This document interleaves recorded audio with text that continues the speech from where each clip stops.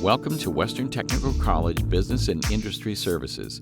This video, along with other training opportunities from Western BIS, are designed to help employees stay informed on the latest trends in today's changing workplace. To learn how Western can support your business, visit us at westerntc.edu/BIS. Thanks everybody for joining in on today's webinar surrounding by improving fitness at home, an important topic in today's world with COVID-19, and finding opportunities to improve our fitness when we are at home. I know oftentimes we can get kind of in a routine while at home where it kind of makes it challenging to really focus on our fitness and focus on ourselves as we battle and get kind of twisted with our personal life, our work life, and really creating that balance that we need at home. And one of that way is including it with fitness and a routine that we may have there. As Angie mentioned, my name is Ryan Monroe. I'm the wellness manager for Western, so I oversee different programming for students and staff at Western. And just kind of highlight our agenda of what we're going to be diving into a little bit today to get some more information about fitness in general, but also how we can formulate our home life and our environment at home to be a fitness type gym, if you would, with some easy modifications that we have. So let's illustrate and talk about the challenge. Okay, so one of the things that we see here in general in the United States from the HHS, Health and Human Services, less than 5% of adults participate in 30 minutes of physical activity each day. So again, just 5% are getting the recommendations that we have for fitness in general. 1 in 3 adults receive the recommended amount of physical activity per week. Again, and that activity is actually going to be balanced out between 30 minutes a day. So we're looking at around 150 minutes of physical activity each day is what we really focus on. And only 1 in 3 adults actually receives that recommended amount of physical activity. And we're actually going to talk about a little bit about physical activity versus exercise and kind of distinguishing in between those two and what they really mean. But also understand that COVID-19 has led many people to not being able to use their fitness centers of their choice, whether it is in our local area, whether it's a CrossFit gym, it's a YMCA, whether it's due to safety reasons or health concerns. You know, that's really hampered that ability to be able to go to that fitness center and being able to utilize that, which then negatively impacts our fitness in general when we don't have that resource available to us. So let's look at the need for fitness. Okay, so there's a lot of great items that go into the need for fitness. And as you can see in this picture, some of you this might be home life for you with young kids. I know I have a 1-year-old and a soon-to-be 3-year-old in the house. So oftentimes this might look like our household here when I'm trying to get some physical activity in with our kids being around us as well. But it's important to understand that exercise helps with weight control, combating health conditions and diseases, improving our mood, which is extremely important right now, having positive aspects coming back to our mood, boosting our energy. It can be fun and social, maybe not necessarily in a way where you're individually getting together with people, but maybe it's phone call conversations where you're able to go for a little bit of a walk and you can have conversations with that individual, maybe a friend or a family member that you haven't spoken to in a while, and really carving out that time for a social aspect and getting some physical activity out of it. And lastly, probably the most important one is enhancing our immune system functioning is probably during our most current times is most relevant. Dr. Richard Simpson, who is the president of the International Society of Exercise Immunology, quoted a couple months ago that although while exercise may not prevent us from becoming infected, speaking of COVID-19, if exposed, it is likely that keeping active will boost our immune system to help minimize the deleterious effects of the virus, ameliorate our symptoms, expedite our recovery time. So as you can see here, as Dr. Simpson noted, really important to stay active from an immune functioning standpoint to help stave off some of these different viruses and illnesses that are going around right now. So again, extremely important to stay active during this time.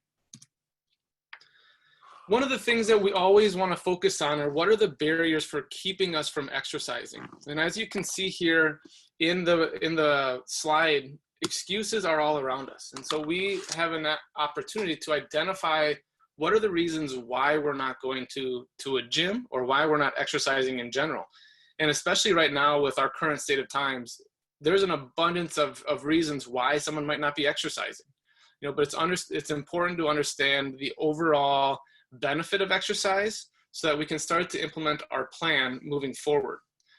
Some of these excuses include a lack of motivation, can't afford a gym membership, maybe too tired, maybe you're just not enjoying exercise, you don't like exercising alone, it's not fun, a whole variety of them. And one of my favorites, and probably the most common reasons that I hear of people not exercising, is this last one, and the fact that I don't have time. Okay, the time aspect is always a barrier for many people to focus on their health and well-being, first and foremost, but also their fitness levels. And the one thing that I want to throw out is when people do give me that reasoning, there's an array of surveys and studies are out there about how we spend our time.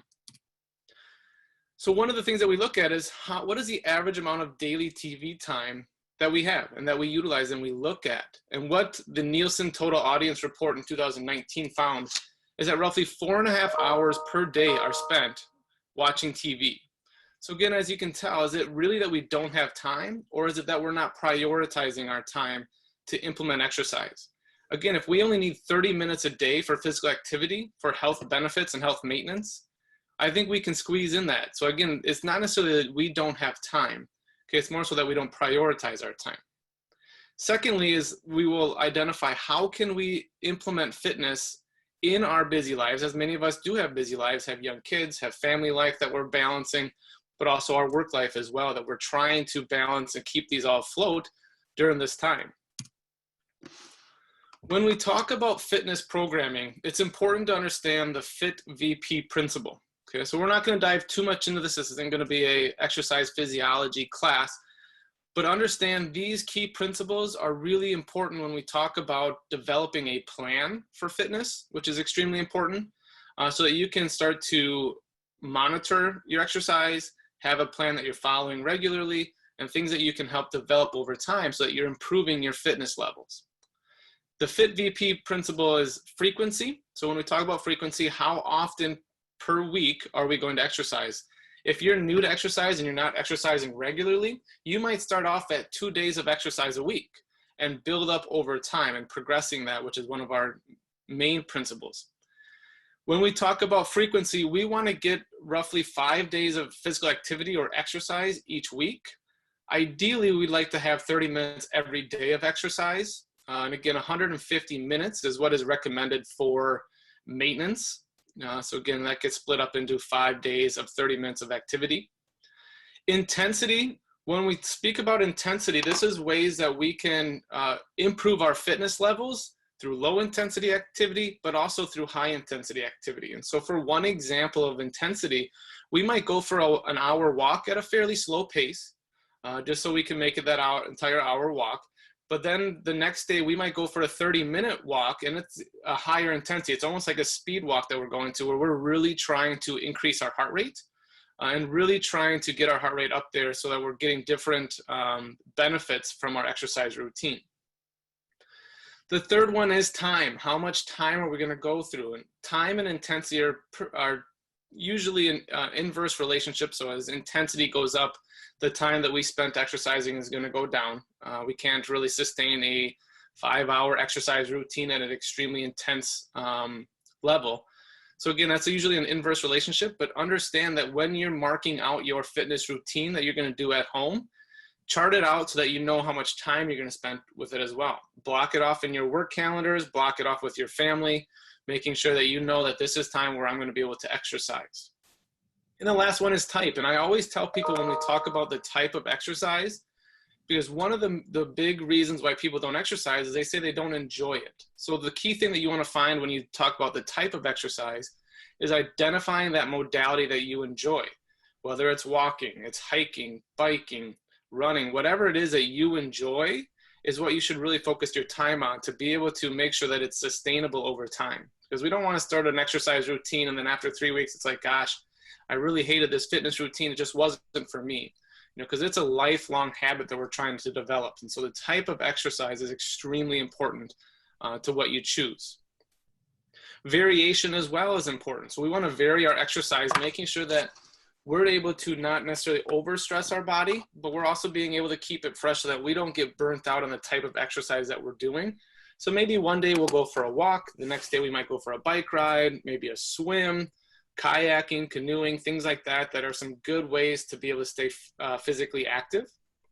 And the last principle that we're going to talk about is progression. This is probably the most important aspect for improving our fitness, is the principle of progression. So when we talk about progression, we talk about, and what we mean is progressive overload. So your body adapts to the stresses that are placed upon it. So if we exercise for 30 minutes a day at the same intensity, 3 days a week for our entire life, that's going to be okay for us maintaining our fitness levels. But if we don't increase some of those variables that we talked about in the previous slide, we're really not going to be improving our fitness. And the goal is always to improve our fitness, not necessarily just to maintain.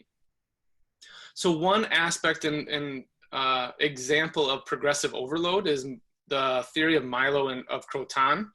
That's what the picture below on the slide is. So this young boy, long, long ago, the story was that as the boy was growing, he had a pet bull, if you would, that he would carry every day, and he would pick up the bull. And as the bull grew, he had to get stronger to be able to sustain, to be able to lift that bull up, okay? And as he was able to lift a heavier and heavier bull every day, he had to get stronger in doing so. So that kind of is just a way to symbolize what progressive overload is. Whether he really actually lifted a full-grown bull, that I don't know, but it's just a way to be able to identify and show what the progressive overload really means. Again, increasing gradually over the course of an exercise program. So again, you can increase via the frequency. So again, as I mentioned previously, if you're new to exercise and you're just starting out, you might start out with just 2 days a week. Okay, but as you build over time, you might go then to 3 days a week, then to 4 days a week, then to 5 days a week. And then you might find, okay, well, I've been exercising for 30 minutes. Now I'm going to go to 35 minutes and then to 40 minutes, okay? Varying some intensity in there as well. So that's how we gradually increase over time. The thing you don't want to do if you are new to exercise is just to jump in and go 7 days a week for an hour straight at the highest intensity as you possibly can. The reason being is that isn't necessarily going to be sustainable. Is it sustainable for some people? Yes. But again, we don't want you to burn out from exercise, because we want to build lifelong habits when we're focusing on fitness, especially fitness at home as well, and building that into the routine. So again, as I mentioned previously, distinguishing between physical activity versus exercise, because technically the two are a little bit different. Physical activity is bodily movements and everyday tasks. So these are things such as mowing the lawn, push mower, not necessarily a riding lawnmower, doing some gardening, active transportation. So maybe we're biking or walking to work, or we're biking or walking in variety of, if we have to go to the store and it's only 2 blocks away, you know, how are we going to get there as a modality? Okay. Using the stairs instead of the elevator for multiple reasons right now, from a safety standpoint, from a health and COVID standpoint, but also from a physical activity standpoint. And distinguishing between exercise. Exercise is a type of physical activity. This is more planned, structured, it's repetitive movement. So again, it's our exercise routine. It might be going for a 30-minute run or a 30-minute bike ride, things like that, that are intentionally getting our heart rate up throughout, that are planned for the day. A key thing to keep in mind is what we identify as the exercise pyramid. So long ago, they had the food pyramid, and in comparison with that was developed the exercise pyramid, or the physical activity pyramid. As you can see on the bottom, it's based around physical activity. It's trying to stay as active as possible. And again, trying to accumulate as much physical activity as we possibly can throughout the day, and just staying as active as we can. For many of us who are office workers, it can be extremely hard, and we've got to really think differently about how we can obtain more physical activity in our day. So again, great ways are biking to work, maybe biking or walking at lunch times or during meetings, things like that. The next level up there is cardiorespiratory endurance. We want to exercise for 20 to 60 minutes, 3 to 5 days a week. Okay, so again, that's where the average is for that. And then as we build up for that, focusing on strength and flexibility for 2 to 3 days per week. And at the top, of course, is that we want to minimize inactivity. So again, 4.5 hours of TV time is what that survey found. So again, what can we do to be able to reduce that amount of time and be more physically active? And I'm not saying that we can't watch TV. That's something that I watch TV, things like that, things like that, that is still important. We all have our favorite shows that we like to watch. But how can we take it and maybe be more physically active with it? When we do return to the gym, if you have an at-home gym, you can either even do steps while you're watching your favorite show at home. So there's a way to build in physical activity that doesn't necessarily have to be going to the gym or completely cutting out all of our favorite hobbies and things that we like to do. So coming down to the key principle of working out at home is the aspect of like, well, I don't have the equipment. I don't have a gym membership. And this was one of the things with me when COVID first started, not having exercise equipment available, not having dumbbells and barbells for a strength training standpoint. I was like, well, what can I do to still maintain my strength training and to be able to continue to build some muscle and be able to still strengthen muscle or muscular endurance over time. Key thing to keep in mind is that having a gym membership doesn't equate to becoming fit. Okay? Having a gym membership means that we have the resources available to help us. Okay? Fitness is not automatic with a gym membership. So the thing that you have to keep in mind is that it's the activity that you're doing at the gym that is helping you to get fit. Okay? You can improve your fitness with minimal equipment. And as you can see here with these variety of pictures, there are some ways that you can create your at-home resources that you might have to implement some strength training. So as you can see on the top right, this is just a regular bucket and it's filled with books. And this mimics similar to a kettlebell that you could utilize at home. You could fill it with sand, you can fill it with water, which would be a different way to be able to build some strength in there. Again, just ways that you can be able to stress the system from a strength standpoint will help. The other one here, on the bottom, is just a guy holding a broomstick, which is a very easy, common one that helps to mimic similar to like a barbell would be at a gym. And then he just loops a backpack in that. And what you can do is you can fill that backpack full of books. You can fill it with different sand. You can fill it with bricks, things like that, that whatever you have around the house that could serve as a weight, it's a good way to be able to mimic a barbell would at a gym. And then the last one is just milk jugs or even laundry detergent jugs, things like that, that you could utilize that will have some sort of a weight, making sure that we're able to do that then from a reps and set standpoint as ways that we can transform our everyday house to be able to be fit at home. So let's talk a little bit about strength training at home. As we talked about, we want to aim for 2 days per week, emphasize our whole body movements. So again, as mentioned, equipment-wise, you can look at laundry or milk jugs, backpacks, bands, or bungee cords. So when I first started on COVID, I didn't have any equipment here from a strength training standpoint. So I actually used bungee straps or bungee cords, and that actually helped to serve. And sometimes I had to use 1, 2, 3 of them that I could use still my exercises to do some band strength training that I found really effective to do. For that. Now I wasn't really able to do really high strength training, so a lot of weight or anything like that. So I just did more repetitions. You can use broomsticks, chairs, and laundry baskets as well. So again, ways that you can be able to increase a load or a strength training standpoint will really help using these types of variations that you can use from an equipment standpoint. So let's talk about a playground. So many parents might have access to a playground. If you have young kids, might have in your backyard, it might be in your local area. If you are using a communal playground, make sure that you are having hand sanitizer, things like that, making sure you're able to keep your physical distance, stuff like that. But transforming your playground into a fit ground is absolutely positive or possible. And what we basically focus on is it's similar to like a TRX system where you basically work against gravity with your body weight. So as you can see here in this picture is just a gal doing some ab pikes, just has her feet on the swing set and just pikes up. And it's a good ab workout that you can work on, an exercise that you can do at the park, or if you have a swing set at home that you can utilize as well. This one, the gentleman is doing a, what would technically be called a TRX row if you're using a TRX system. All it is it's just a row that he's doing. He's just pulling himself up here and using the swing set as that modality to increasing his strength of his back muscles. Okay, so easy ways that you can build that in. This picture here is all you're taking is just taking a step. It's just mimicking like a step up you would if you're at the gym. Again, you can do this with just your body weight, or you can use any of those external modalities that we talked about, whether it's milk jugs that are filled, maybe it's a couple backpacks that you have, maybe you're wearing the backpack. Again, and you're just stepping up onto that platform and then stepping back down. This last one is just doing knee tucks. So if you have any bar that you can hang on to at your house, whether it's at your personal playground that you might have with your kids, or it's at the local one, again, this is a good way to build some ab exercises in as well.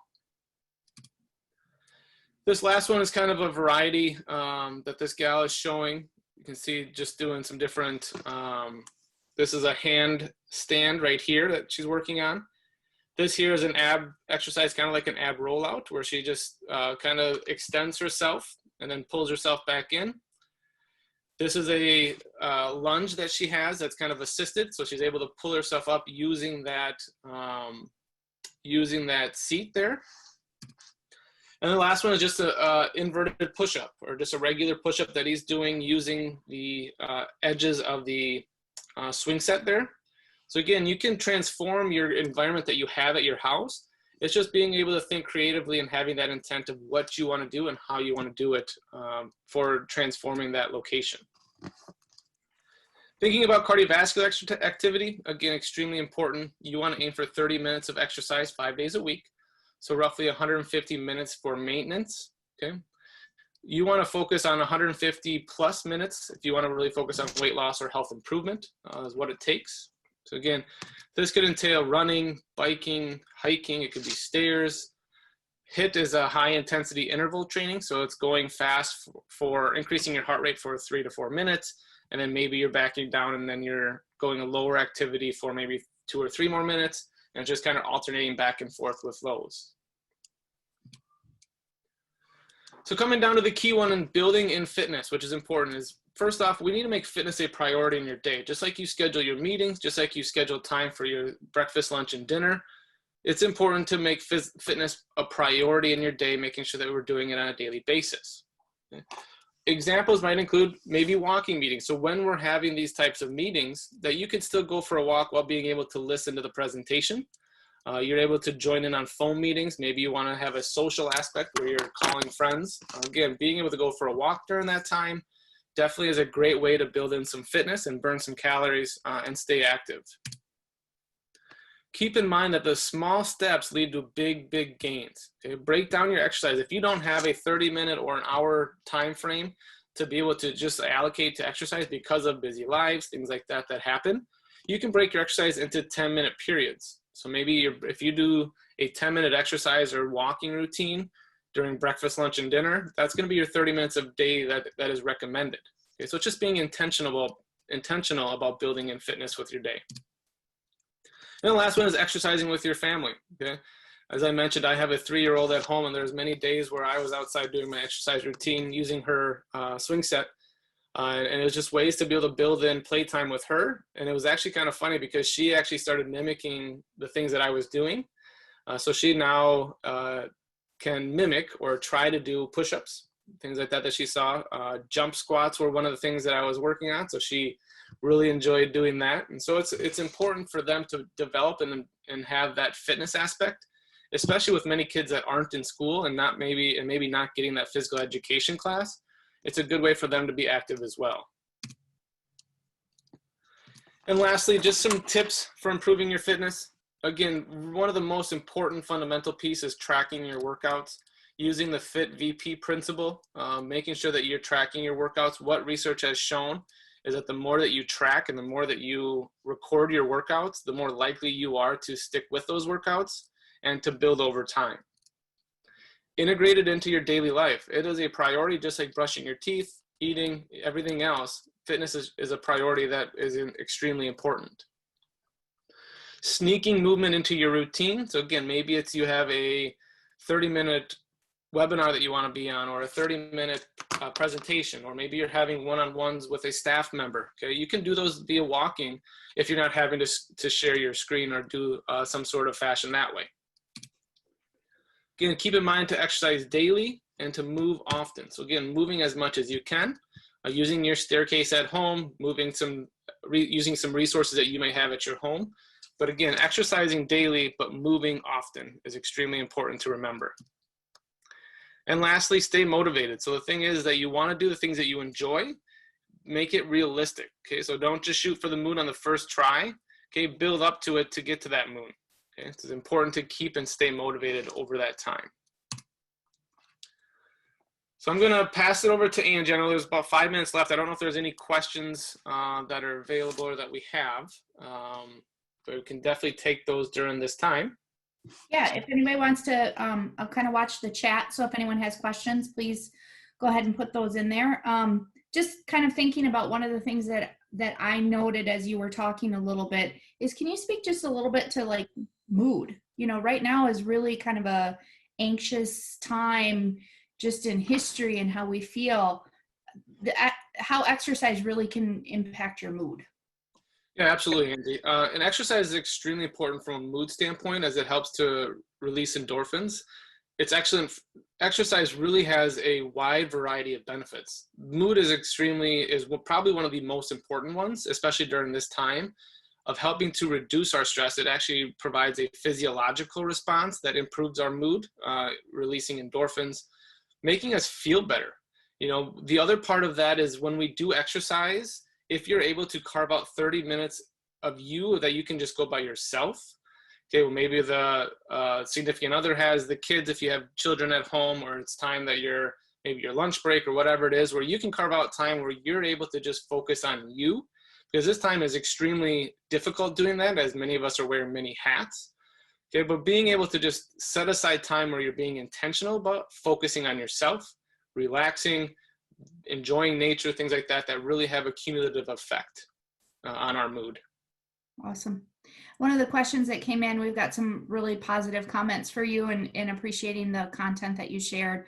What are your thoughts on warming up and cooling down from an exercise session? Yeah, so you always want to warm up and cool down. The general rule of thumb is as the intensity increases, the warm-up should start to increase as well. So you should have a better warm-up routine. If we're doing a pretty high intensity exercise routine, you typically want to start with 2 to 3 minutes of a light aerobic exercise followed by some dynamic movements. So maybe it's 2 to 3 minutes of walking or a slow jog, and then maybe some body weight squats, lunges, could be push-ups, things like that.